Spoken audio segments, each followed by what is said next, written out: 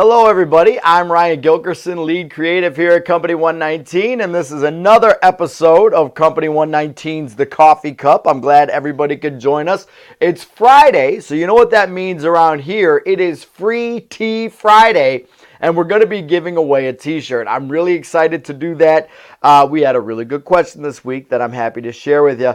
Our friend Lettisha, who is actually one of our Instagram followers, you can follow us at Company 119, Company 119 on Instagram. It's a really fun feed, by the way. Lots of cool pictures. Let you know a little bit about us behind the scenes here at Company 119.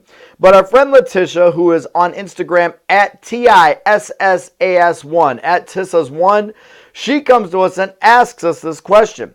She says, hey, I have a question for the podcast. So how do you market something in a way that not only draws people in, but also keeps them caring about the product or service? She says that she's helping with marketing for the sorority that she's in, and she wants to know how she can do better with that. Well, first of all, good luck with the sorority. It's probably a busy time this time of year as you're having football season. Probably lots of good stuff going on down there, so good luck with that.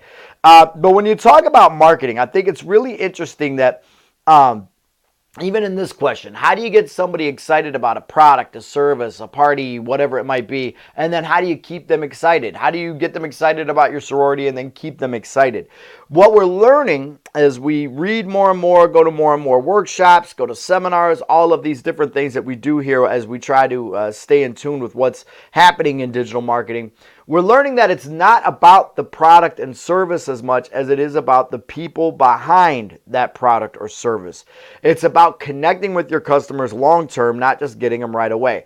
I took a course about something called sales funnel optimization. I took it through digitalmarketer.com. Excuse me as I look at my phone. I'm getting some things ready here.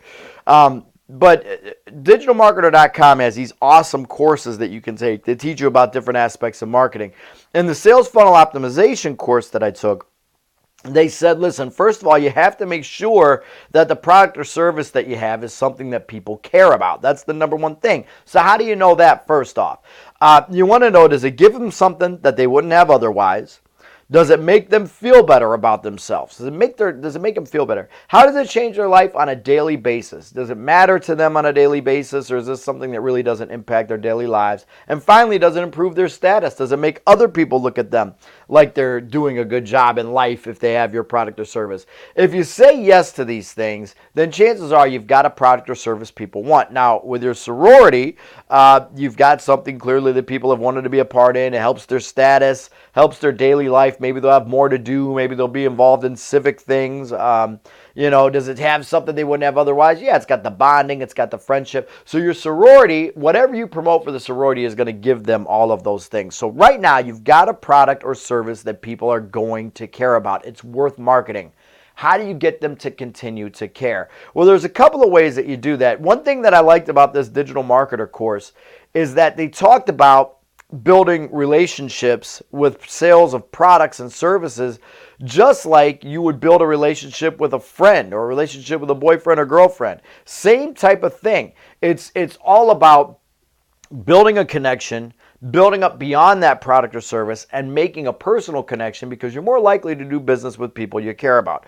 So how is your sorority doing that? How are you guys marketing to show that you can do more than just throw a party, that there's more to it, that you're going to change lives? But also then how do you market that long term? What you need to do is there's a couple things you need to do to keep in touch with people. You need to make sure that you're doing consistent communication.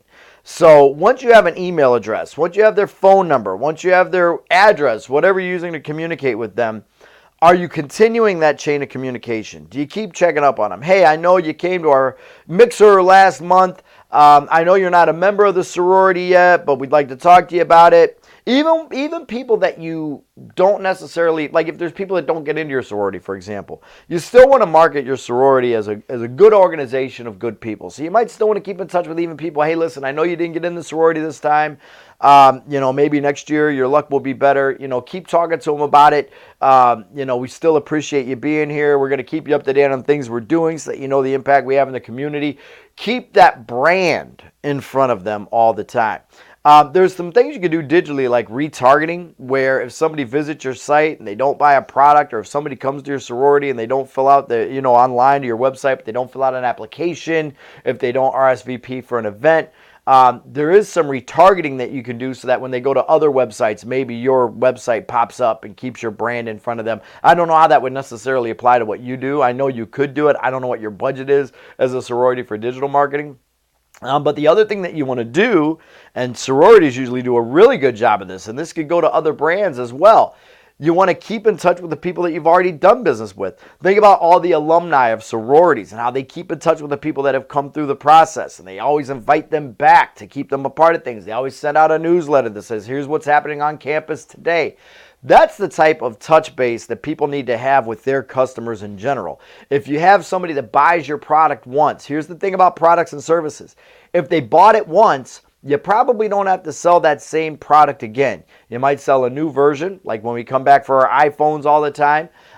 You might sell another service that goes along with that product, but that product or service you probably don't have to sell again. You know what I mean? You might have to sell it on a recurring basis, but you probably don't have to make the same pitch. So now that you've got them in, it's no longer about that product or service. It's about the other things that are coming now. That's what you want to sell to the people that have already bought from you. You want to sell them on you. You want to sell them on the experience of being a part of what you do. You want to sell them on the experience of how staying in touch with you is going to make their life better. Give them some free stuff. Give them free advice. Give them, even just keeping in touch with what's going on the campus now can make somebody feel young and connected to a place that they had a big affinity for when they went to college there. So you're giving them something for free to make them feel connected to the brand. You want to make sure that you're keeping in touch with all of the people that you've done business with before. Everybody that comes to one of your parties. I know this is going to sound crazy, but if there's any way to get all of their information, when they come to your party, have somebody walk around, hey, let me get your email, let me get this, whatever you got to do so you can have a database of people. Maybe when they come in, just have them fill out their name and their email. As simple as that is. Keep a database of all of the information that you can. Information is currency when it comes to building relationships with customers. The more information you have, the more empowered you are to give them information that's going to help them feel connected to you. So, like I said, keep in touch with them on that. As far as feeling good about products or services, think about what makes you feel good about a product or service. For you, why did you join a sorority? What was the reason for you getting into it in the first place? What did you want to accomplish? Communicate that with the people that you're talking to because they probably want the same things you did. We have to remember that it's not about products, services. It's not about computers and keyboards. It's not about cameras and lights. It's about the people behind all of these things. That's what you have to connect with. People are not going to connect with you necessarily because of a product per se. There's very few products that we have this big affinity for. It's more about the feeling that comes along with those products. How does that product make you feel? How does that service make you feel about your life? How does that service help you?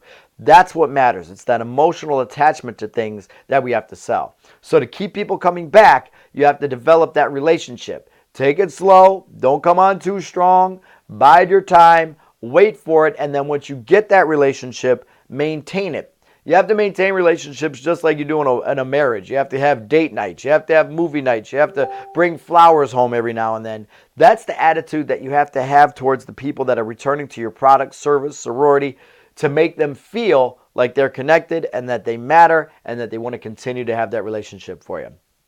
So there it is. That's today's Free Tea Friday. You've got a free tea coming right out to you. We appreciate your suggestion. Keep them coming, folks. Every single week we're giving away a free Run Toward the Fires t-shirt. It could be you next week. And we hope that you learn more about connecting with customers and keeping their business before you finish your first cup of coffee than your competition will all day. Have a great day.